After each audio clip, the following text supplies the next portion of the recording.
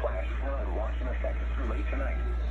The National Weather Service and State College has issued a flash flood watch for a portion of central Pennsylvania, including the following areas: Columbia, Cumberland, Dauphin, Juniata, Lebanon, Montour, Northern Lycoming, Northumberland, Perry, Schuylkill, Snyder, Southern Lycoming, Sullivan, Tioga, Union, and York.